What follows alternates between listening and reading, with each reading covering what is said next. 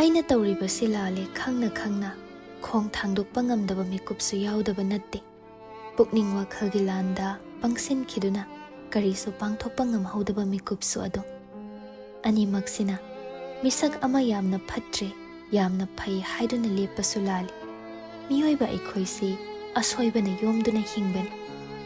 ꯄꯨꯔꯅꯒ ꯊꯣꯏꯕꯤꯒ ꯇꯨꯃꯤꯟ ꯇꯨꯃꯤꯟ ꯂꯩꯅꯩ. ꯑꯆꯤꯛꯄꯒꯤ ꯃꯃꯤ ꯃꯌꯦꯛ ꯂꯥꯅ ꯌꯦꯛꯄꯒꯨꯝ. ꯑꯌꯤꯡꯕ ꯑꯗꯨꯗ ꯇꯥꯟ ꯀꯥꯏꯅ ꯆꯣꯡꯂꯤꯕ ꯃꯤꯍꯨꯜ ꯑꯗꯨꯒ ꯄꯣꯛꯄꯗ ꯉꯥꯏꯔꯤꯕ ꯁꯅꯥꯎꯅ ꯃꯈꯣꯡ ꯊꯥꯡꯕ ꯍꯩꯇ ꯉꯥꯎꯔꯤ ꯐꯩꯔꯤ ꯆꯦꯟꯕꯒꯨꯝ. ꯃꯥꯅꯤ, ꯉꯥꯎꯔꯤ ꯐꯩꯔꯤ ꯃꯄꯨꯡ ꯐꯥꯗ꯭ꯔꯤꯕ ꯃꯁꯛ ꯈꯪꯗ꯭ꯔꯤꯕ ꯏꯍꯨꯜ ꯍꯥꯏꯗꯨꯅꯤ. ꯄꯨꯔꯅ ꯑꯗꯨꯝꯅ ꯉꯥꯏꯍꯥꯛ ꯂꯩꯔꯝꯂꯒ ꯃꯈꯨꯠ ꯑꯗꯨ ꯐꯠ ꯊꯥꯗꯣꯛꯏ. ꯇꯧꯐꯝ ꯏꯈꯪ ꯈꯪꯗꯕꯒꯤ ꯁꯛꯂꯣꯟꯗ ꯂꯩꯊꯣꯛꯇꯨꯅ ꯍꯥꯏꯐꯦꯠ ꯆꯠꯊꯣꯛꯈ꯭ꯔꯦ. ꯐꯨꯠꯄꯥꯠ ꯑꯗꯨꯗꯒꯤ ꯀꯨꯝꯊꯈ꯭ꯔꯒ ꯂꯝꯕꯤ ꯃꯌꯥꯏ ꯑꯗꯨꯗ ꯍꯪꯒꯠ ꯍꯟꯗꯥ ꯆꯠꯂꯤ. ꯑꯗꯨꯒ ꯏꯈꯪ ꯈꯪꯍꯧꯗꯅ ꯋꯥꯡꯅ ꯋꯥꯡꯅ ꯆꯣꯡꯈꯠꯂꯤ. ꯑꯃꯨꯛ ꯑꯅꯤꯔꯛꯇ ꯅꯠꯇꯦ, ꯃꯤꯅꯠꯁ ꯑꯃꯔꯣꯝꯅꯤ. ꯆꯣꯡꯕꯒ ꯆꯦꯟꯕꯒ ꯀꯔꯤ ꯃꯈꯜꯒꯤ ꯑꯦꯛꯁꯔꯁꯥꯏꯁꯅꯣ ꯚꯥꯞ ꯇꯥꯗꯦ. ꯊꯣꯏꯕꯤ ꯏꯉꯛ ꯉꯛꯏ. ꯇꯤꯉꯛ ꯇꯤꯉꯛ ꯂꯦꯞꯇꯨꯅ ꯂꯩꯈ꯭ꯔꯦ. ꯄꯨꯔꯅ ꯈꯨꯠ ꯑꯣꯟꯁꯤꯜꯂꯛꯇꯨꯅ ꯄ꯭ꯔꯞ ꯄ꯭ꯔꯞ ꯆꯪꯁꯤꯜꯂꯛꯂꯒ ꯍꯥꯏꯔꯛꯏ. ꯌꯥꯔꯦ, ꯁꯤ ꯑꯣꯏꯗꯤ ꯐꯔꯦ. ꯀꯩꯅꯣ ꯇꯧꯏꯗꯨꯕꯣ? ꯁꯦꯟꯁꯂꯦꯁ ꯑꯣꯏꯔꯛꯀꯦ ꯇꯧꯕꯗꯒꯤ ꯁꯦꯟꯁ ꯍꯥꯞꯆꯤꯟꯕ. ꯑꯁꯤ ꯍꯥꯏꯅ ꯊꯣꯏꯕꯤꯗ ꯌꯦꯡꯂꯛꯏ. ꯃꯥꯅ ꯐꯨꯠꯄꯥꯠ ꯑꯗꯨꯒꯤ ꯃꯈꯥꯗ ꯂꯦꯞꯄꯤ, ꯊꯣꯏꯕꯤꯅ ꯐꯨꯠꯄꯥꯠ ꯑꯗꯨꯒꯤ ꯃꯊꯛꯇ. ꯑꯗꯨꯝꯅ लेपलबा अदुददी अनीदु वांबगी चांगसु मानख्रे मरम अदुना अमना अमदा येंगलकपदा मिटिंग चप चाना ताबा मतांग ओइरि पूर्णना हाय थोइबे अखोइगी पुकनिंगसे लमयामना हेनबने ngak kiningai su yam kal natra adubu kana roidaba tawhaidaba ningai tawraklade chaiduna phajinsi hoy ai khangi sum mina gyan tamandeda wa khangdeda haina hanbadu su pamde aisu aigi WakhaL kharana maram oiraga loinariba mi heart tawba pamde ngasidi nangsu nangi apamba hayo aishu haigi aduga solution ama theminasi aishu mandrang sanararoige reality da laage purnagi waduda thoibi nokmi tawri reality se yamna brutal oy that's simply the reality of being pamde haidana kari tawruni predict tawba ngamladi yamna phadobani chahi taruki matung nangba mu ugani haibasu khanglamgani sumaina chahi loiramdagi ahing amada achikpa lambida lepminaduna ningba thongdraba life saruk kharasu condemn tawni khanglamgani predictable oiramlabadi unadana ba thaiduna chatpasu nungairamgani nang khaktane do pamba aidi pamde aidi nanga dum loinaba pami purna hoi apamba makhal aina hangadawa wa amale hayu kaino kaigino ai khangdaba saride ahanba thengnabada aingonda sauningbra saurame phagre kaigino aba you ghosted me miss kai asi haina thoibi mamit lau thore aduga purnagi manakte hena naksilaktuna hai excuse me I never did that of course you did thoibi lepna hairo adudi haibagi mawangda makhot mamangda punduna yengle purna suprap haire aina tiramisu cafe du la o hai and you didn't so karam kan gi wari no aina yum thomdai kaino haisibo babung masayam nare haidana ai thoklo hairakpadani khudakta ticket su kai nangonda hairam ge haidana yam thuna unasi kor aduga laktre phare adu phawba ai kaisu khante letter amadi irambani kai letter seriously nang se pura hoi adubudi tha amakak thengna kiba mibu kyam luna loni adu haiganu ne haiba tabani letter du da aina thoibi ayum chatle nangna yum thoklakpada aingonda paw phawr u asi haina I even note down my contact number with a permanent marker kyam luna no yung ai khangdi tasingna khangde Kanada piramba letter no? Akirada. My God, I never received any letter. Believe me. Purna thoibida upai leitraba asa manglaba mi amagi saktamda ituk tuk tharaduna yengle. Thoibi su matin amuktang yo tharaga haire. Call tawrakpadi yadra. Nangdi phone su paidana.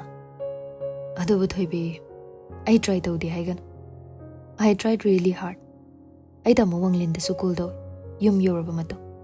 Matamdudadi nang yum thokre na haire. Nangi yum phawba thiraga laambani. Yumda. Hoi. Aduga ibani ka main thengnadriba. Nangdi leisu leiramdana. Semester exam date leple haidana adum yum yora amaga chatkre haire. Noy auntie amaga unarakibani. Nangi contact number su pire. And guess what? Thoibi machin khumi. Aina number sindokpa matam. Phare. Number silena su khalasi. Adubu na khoi auntie duda aina yarade engonda pau phauhanbiro ona hairambani. Aduda sumuk phone number pirambani. I'm really sorry. Auntie na wa amadi hairaki. Aduda nangni di aida sengna khangkide. Nupa mala ami phone number pirambani. Adu mangkhre angang na ising haizalamdana na hairakiba ama. Ai ningsingi. Irai laina. Sibo ainara.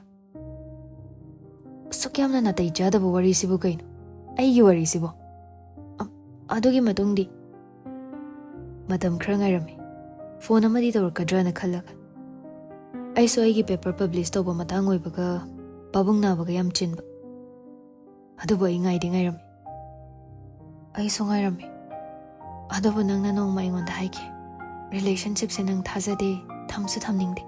Punsi chupa single oiraga leigani haidana. Aina. Hoi. Ibani camping trip ama chatpa matamduda. Nangi family isu khara share tawraba matung haikibado. Aduga nangna ikhang khanghaudana Yokohama thadokhiba mikupta ai khradi nungaikide. Chichena de hai. Yumgi emergency ama lakpagine haidana. Masigi matung I paw amata pharakhidabada. Adudai adum loi kramale haina khankibani. Nangdo aiga loinabadi just ngahaki moments kharadugine haina. Aina khanki koina loina khibasu natabanina serious relationship amagi WakhaL so khalam loi haidan. Nangna su nongmata sigumbagi maramda haikide. Ibani gi oiba future amagi mangsu mangmina khidedana. Aina nangonda sauningba nungaitaba su kyam leikhide matamduda. Kaigi su sauni. Nangna aigi soklaba thawai se heal tawbirambani. Aduga unpredictable oraba life asina nangbo ai imangda muk lephanba. Purna wa mayamdu taraba matung nungsa sor sangna hontoi. Makhutna mamaidu nan thoklaga tapna haire.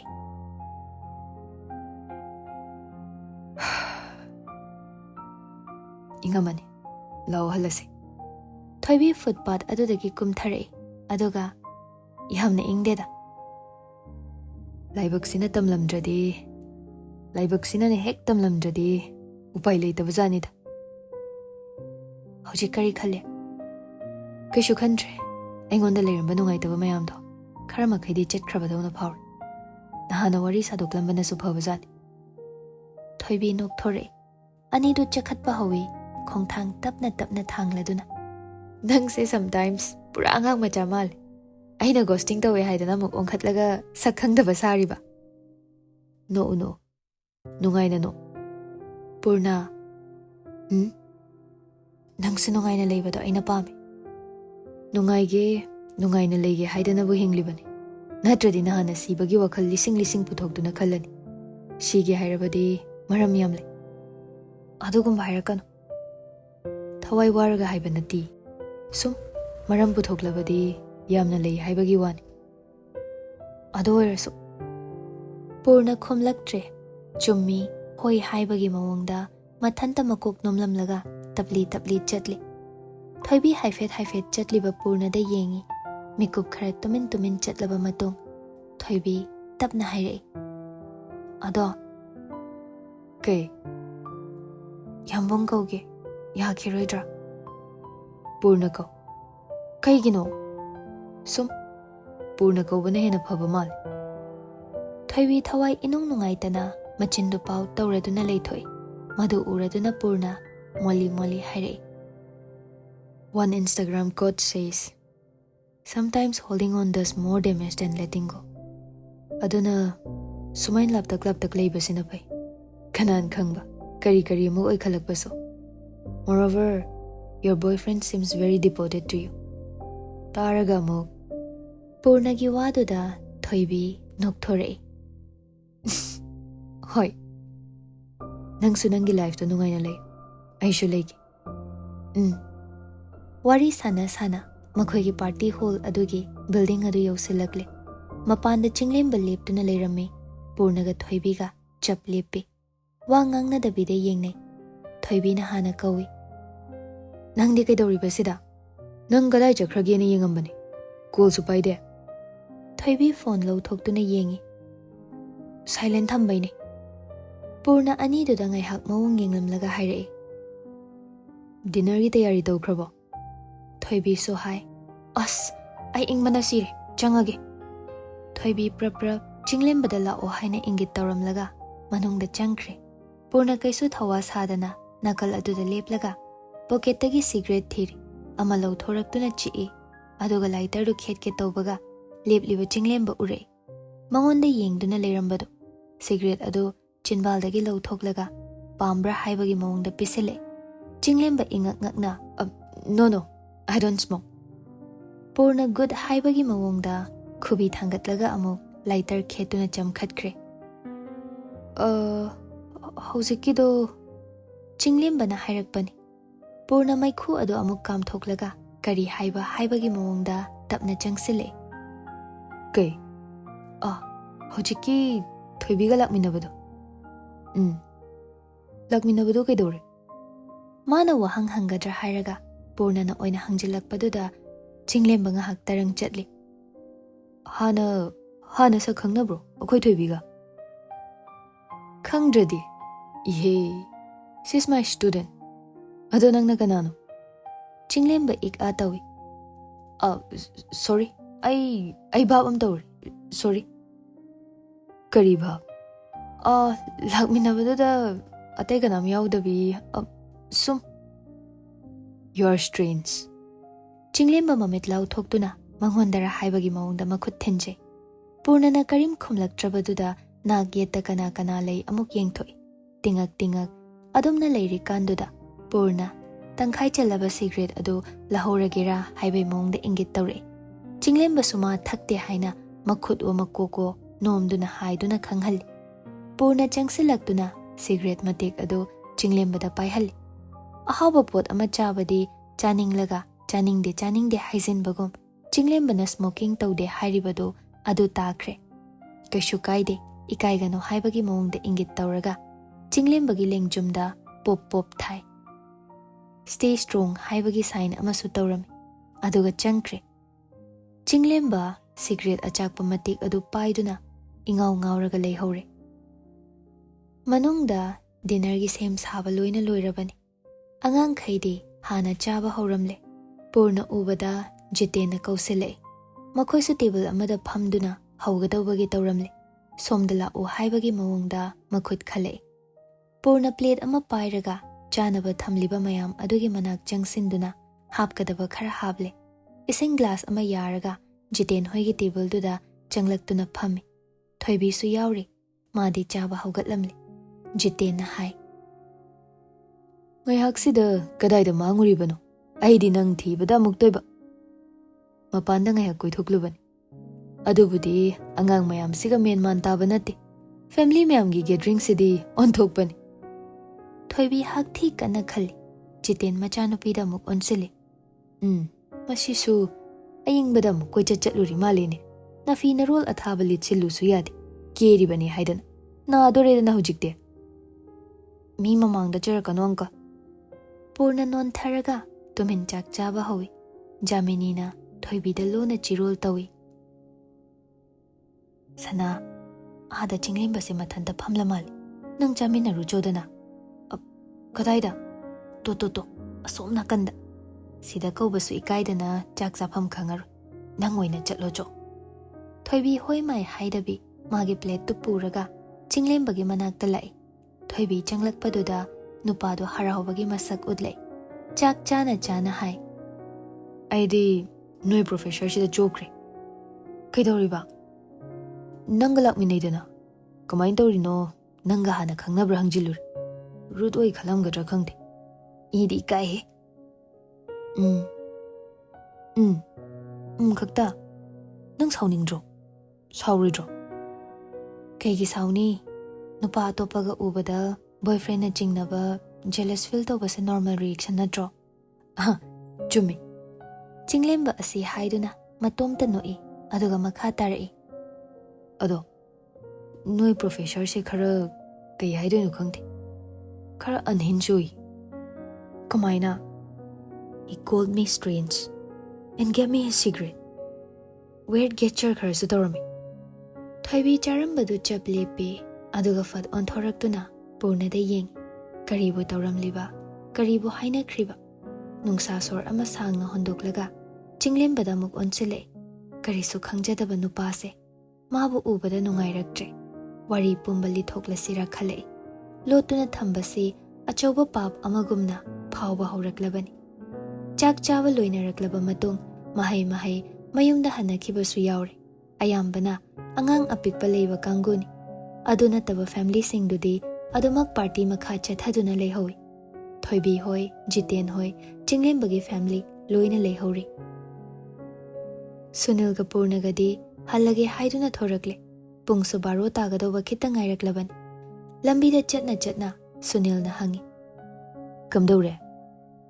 Haidoba haire loire. Masiwa se su khalarui na leplabani. Adunidana. Kitada soigedo. Ngahakde emotion se ayurabani. Sangsar sida leiba akana thau loina phugainarasu aina ngamdoba malambani. Adubu Sunil. Tinyo tharakpada nungsa sor hondorakpada aina toise kaino bhablai. Thaina angang oiringai WakhaL se mai kai amatada puraga chatli. Haujikna tungmang nak yetta kari soirakani kari oirakani khalaga chatli. Sini khenarakliba. Chumi. Ado ngasi linthoido. Kana? As linthoi haidana nupi mo wari sabado. Hoi. Kakapriyogi angangdo. As angang nate. Angang oiramdre. Kaino? Ekhode hanbro. Handemi. Aina haidi leisabine haiba. Nang na marol ama. Madu ai pame. Nang yesilakanu ko purna. Mapadudane mathangdi mamak nupa aphabam leirena wari tawkru. Purna tadaba saraga khongkap hena yankhatli aduga thuna mang thaduna chakhatkre. Sunil mamit lau thoktuna ngangi. Kaino hujigido? Nang yaningdira? Hope thamiraba. Second option lo. Purna. Lauduna tane tanja aduda chahi loibagi mi mayam langnare. Maikai khuding fireworks ki khonjel na nilli. Chahi amagi aroiba mikup aroiba tanpham Purnagisu kuina phomduna leirakpa ihul singdugi aroiba oihan khrabra. Purna chatlambadagi mai onthoraktuna tung handuna makhongdu thanglaga hairei. Sunil, Happy New Year. Chahi se loikre. Amuk hana laar. Amuk hangatpa yar. Adunani. Harau mina wish taunariba. Fulfill tauhodraba dream amadi goals mayam ama ariba chahi da yaukhabasu upai leitre khangbagini. Chatlo haidan thadokliba. Khangaba. Sunil khangi haibagi mawongda makok nomlai.